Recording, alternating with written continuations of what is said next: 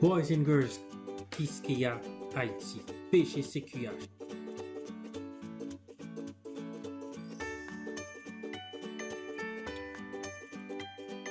Dans le module 2 de cette formation, on va regarder ensemble le processus d'implantation d'un club qui a 4 phases. Phase 1, phase 2, phase 3 et phase 4.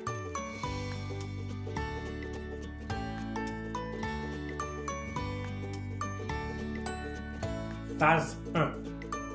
Au niveau de cette phase, on va pouvoir apprendre. On va pouvoir recevoir de l'information. Alors, cette phase-là, on l'appelle formation et la soumission du projet communautaire. Au niveau de cette phase, vous allez pouvoir prendre 2 formations. La première formation, c'est une équipe qui va, dans le fond, vous communiquer les informations de base, les informations générales. À savoir, c'est quoi Boys and Girls? Qu'est-ce qu'on fait comme activité? Quelles sont les activités qu'on a en rapport avec d'autres partenaires? C'est quoi notre vision? C'est quoi notre mission?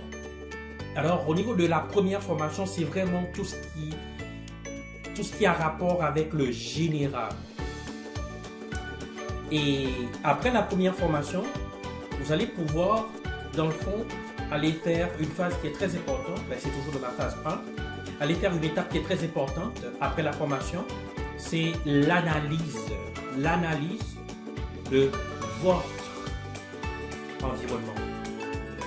Au niveau de l'analyse de l'environnement, vous devez le faire, c'est vraiment pour pouvoir déceler dans votre communauté qu'est-ce qui va vraiment fonctionner. Il faut essayer de voir dans votre communauté qu'est-ce qu'il y a comme besoin et qui est non satisfait.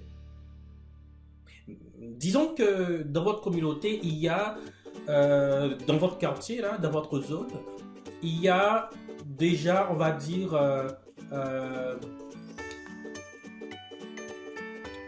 un petit groupe ou un groupe un professeur de musique par exemple, ou vous êtes dans un quartier où il y a déjà vraiment au moins 2 ou 3 écoles professionnelles en plus, où il y a par exemple une organisation qui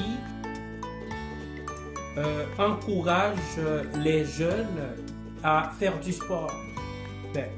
Le sport, ou ça dépend de votre quartier, c'est déjà un besoin comblé.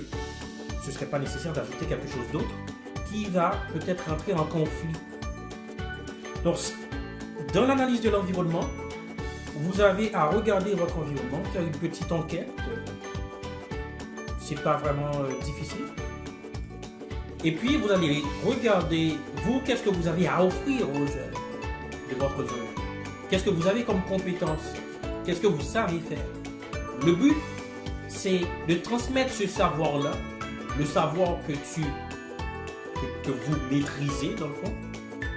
Si je personnalise un peu pour me familiariser avec vous, je dirais que dans le fond, ce savoir-là, tu vas pouvoir échanger avec ces jeunes-là, transmettre ce savoir-là. Ce qui veut dire qu'il faut choisir le bon programme. Maintenant, après avoir fait l'analyse de l'environnement, une petite enquête, vous avez maintenant, vous savez et vous avez maintenant les informations qui, en fait, ces informations-là, vous allez pouvoir vous en servir pour planifier votre programme, pour monter votre club. Et après cette étape, vous allez revenir chez Boys and Girls Clubs Kiskeya Haïti. Et c'est l'étape de la deuxième formation. À cette étape-là, une fois que vous avez déjà jeté votre dévolu, vous avez déjà fait votre choix, eh bien, vous allez pouvoir, dans cette deuxième formation, remplir le document projet de club communautaire. Ce document-là est un document que vous allez soumettre à votre formateur et puis l'équipe va l'analyser. Et ensuite, après l'analyse de votre projet communautaire, dépendamment de ce que vous dites maîtriser, ça dépend.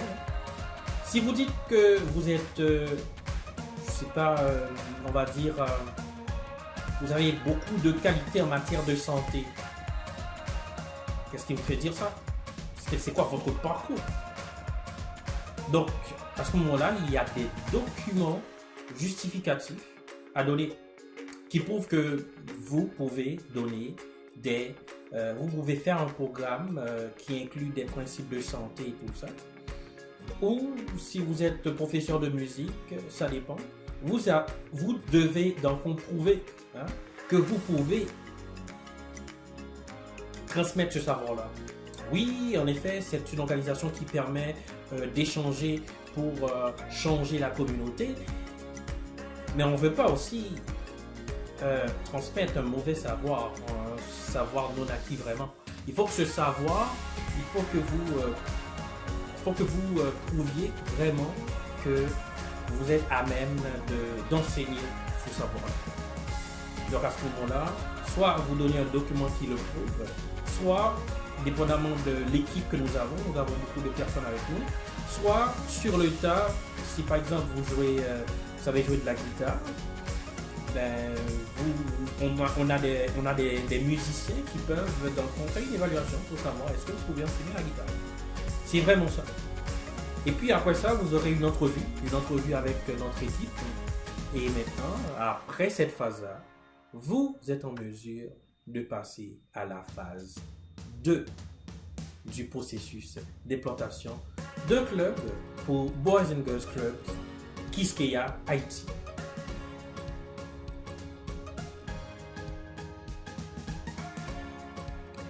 Phase 2.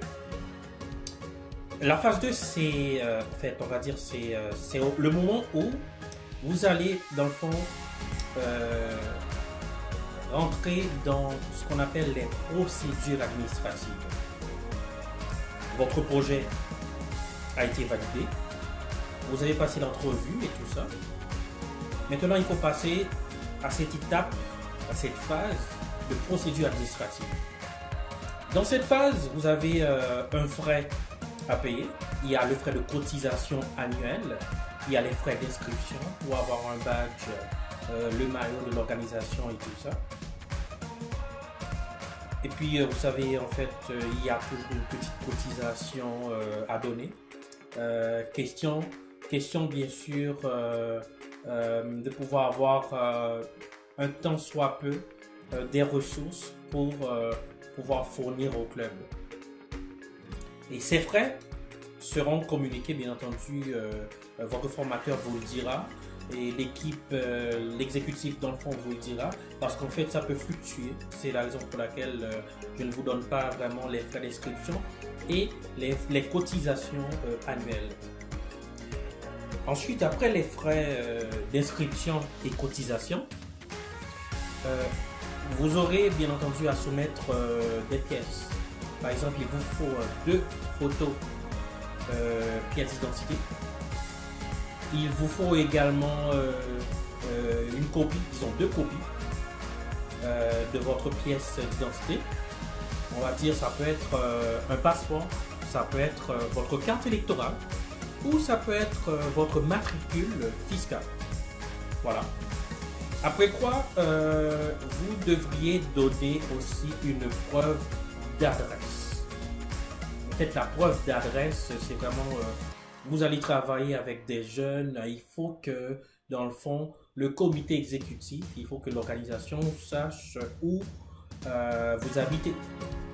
Je sais, on le sait aussi, on sait qu'en Haïti, c'est pas toujours facile avec, on va dire, comment Haïti est tracé, là, c'est pas facile. le régime de cadastre et tout ça. Si vous n'avez pas une adresse qui est, on va dire, qui est bien placée, mais il n'y a aucun problème.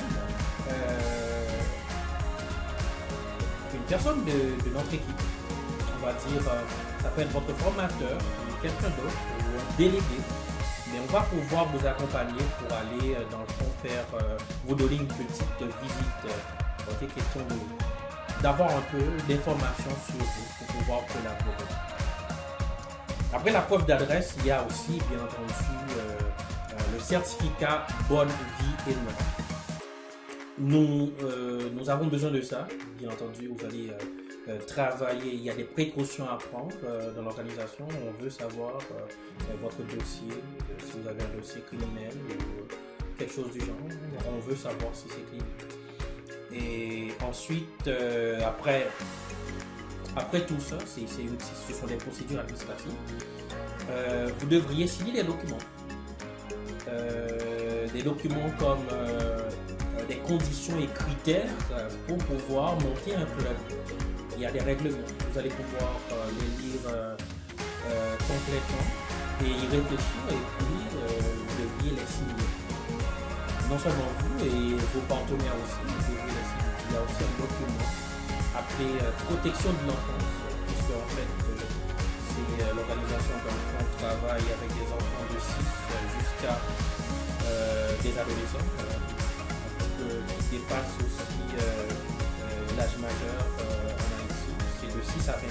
Donc après, pour des raisons contextuelles, on a choisi jusqu'à 21 ans par rapport aux autres pays, les États-Unis, le Canada,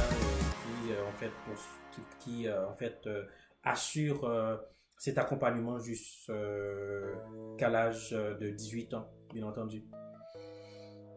Donc, c'est vraiment ces étapes-là qu'il y a dans la phase de procédure administrative.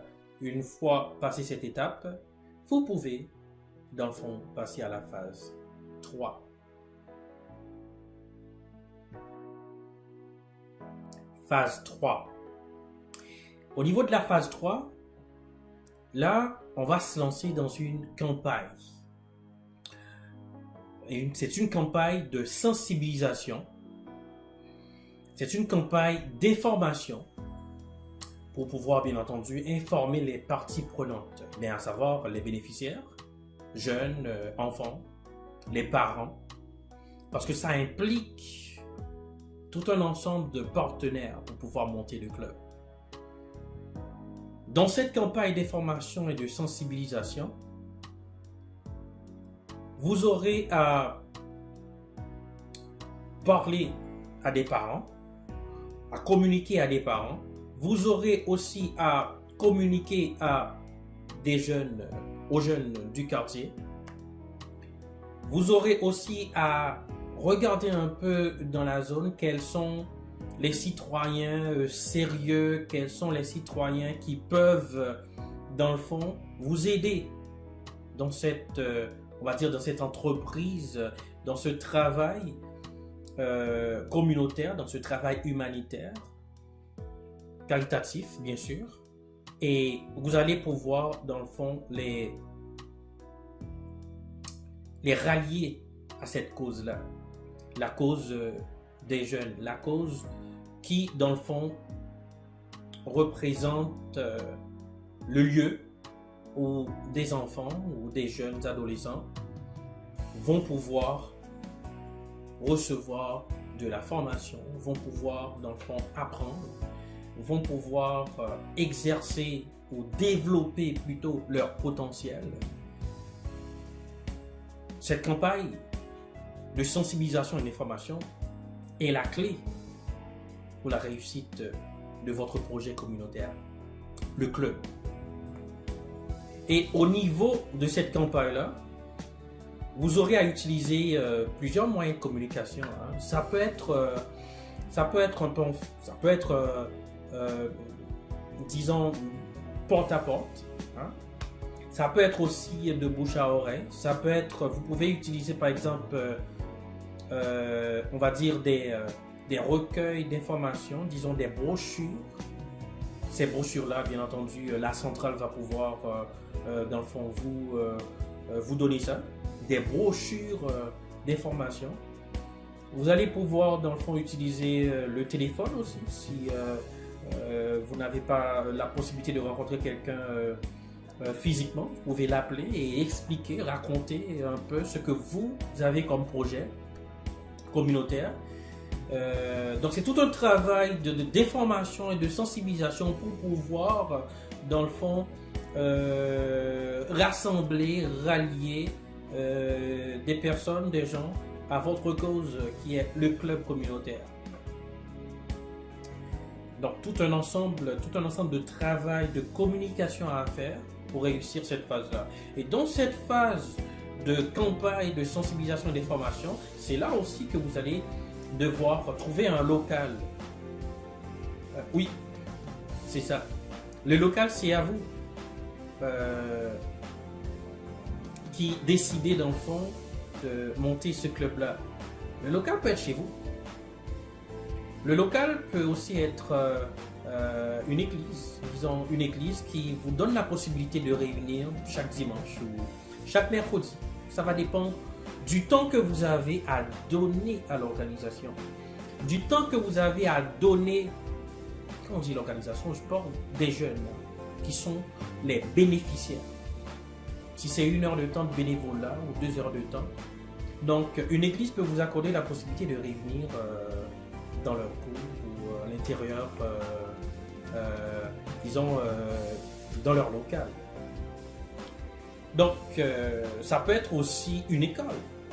Ça peut être un centre professionnel également. Donc, ça veut dire que dans cette campagne-là, il y a des personnes à contacter, des personnes qui ont les ressources nécessaires. Il faut les sensibiliser pour pouvoir trouver les ressources nécessaires pour faire ce travail noble. Le travail de transmission de savoir.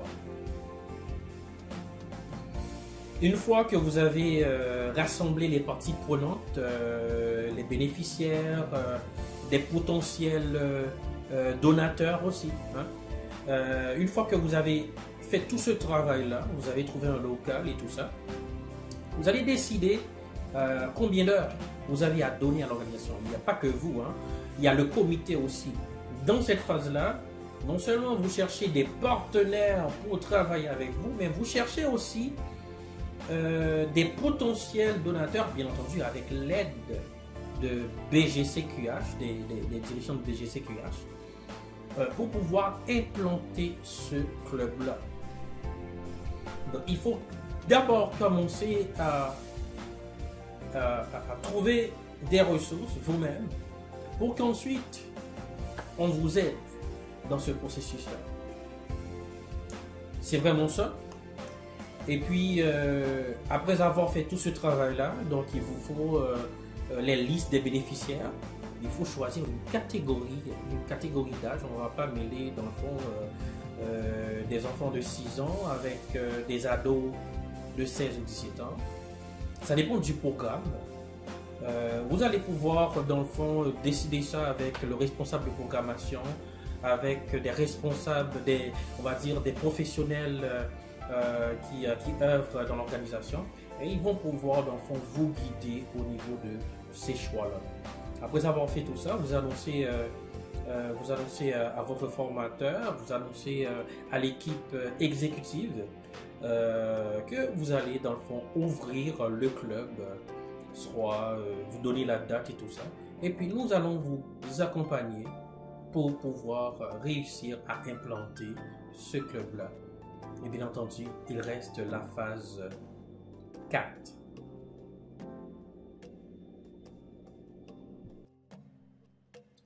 Phase 4. Au niveau de la phase 4, c'est la phase inaugurale. Comme son nom l'indique, c'est la phase où officiellement Boys and Girls Clubs Quisqueya Haïti va reconnaître votre club comme un club qui, dans le fond, respecte les normes, les principes, qui est stable. Et ce club-là sera enregistré dans nos fichiers et envoyé, bien entendu, aux responsables internationaux. C'est vraiment ça, et c'est à cette étape-là que vous allez pouvoir beaucoup plus bénéficier des ressources de Boys and Girls Clubs Kiski à Haïti, bénéficier des échanges de programmes entre Boys and Girls Clubs Kiski à Haïti, par exemple, et l'Amérique centrale, des partenariats avec certains clubs aux États-Unis, des partenariats avec certains clubs aussi dans les Antilles. Je pense, bien entendu, je pense à Porto Rico. Donc, il y a vraiment toute une possibilité de développer un ensemble de programmes avec des sister clubs, en fait, avec des clubs sœurs, on va dire ça comme ça. Mais pour la phase inaugurale, ça va prendre 3 mois. 3 mois pour qu'on voit vraiment si le club va être un club permanent, si le club est stable, si les activités vont continuer. C'est comme une phase probatoire. Du premier mois où le club est implanté à la phase inaugurale, avant de venir inaugurer le club avec les ressources de BGCQH, bien entendu, on va faire une petite fête où on va visiter le club, les activités, les enfants. Donc c'est vraiment une cérémonie officielle où on reconnaît vraiment que le club fait partie de ce grand mouvement Boys and Girls Clubs Kiski Haïti, un mouvement mondial, international, qui commence à prendre le large, bien entendu, partout à travers le monde. Et cette phase-là, vraiment, va vous aider de prendre une dimension que vous n'aviez pas avant. C'est vraiment ça, cette phase qu'on appelle la phase inaugurale. Donc, une fois cette phase terminée, la phase inaugurale, ben là maintenant, vous allez pouvoir, comme je viens de le dire tantôt, peut-être avoir d'autres horizons ou avoir d'autres opportunités au niveau de l'équipe, prendre d'autres échelons, avoir des responsabilités, on va dire, beaucoup plus intéressantes, des responsabilités dans une échelle beaucoup plus importante. C'est vraiment tout ça. Maintenant, une dernière phase, disons pas une dernière phase, quelque chose d'autre à préciser, c'est qu'en fait, tout le monde n'est pas appelé à monter un club. Il se pourrait qu'on vous invite à participer à Boys and Girls Club et que, en fait, vous vous dites, waouh, c'est pas tout ça. Il me faut faire des campagnes de sensibilisation, il me faut rassembler les gens, trouver des partenaires, trouver un local. C'est beaucoup. J'ai pas assez de temps pour faire tout ça. Mais si vous vous posez ces questions-là, c'est qu'en fait, ne vous inquiétez pas, il y a de la place. Il y a autre chose que vous pouvez faire. Parce qu'on a d'autres activités, on a d'autres positions qu'on peut, dans le fond, que vous pouvez effectuer au niveau de l'organisation.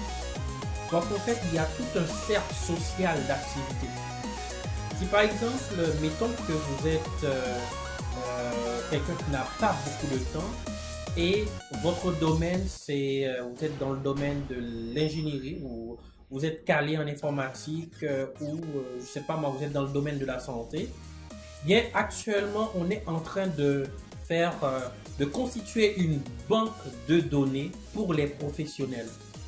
Ça veut dire qu'on aura besoin de tous ces professionnels-là qui, de manière sporadique, de manière intermittente, qui auront à faire des interventions ou des séminaires, qui auront à présenter quelque chose dans 2 ou 3 clubs dans le cadre d'un programme donné. Parce qu'il y aura des activités qui vont réunir tous les clubs. Donc, dites-vous que vous avez encore la possibilité de participer.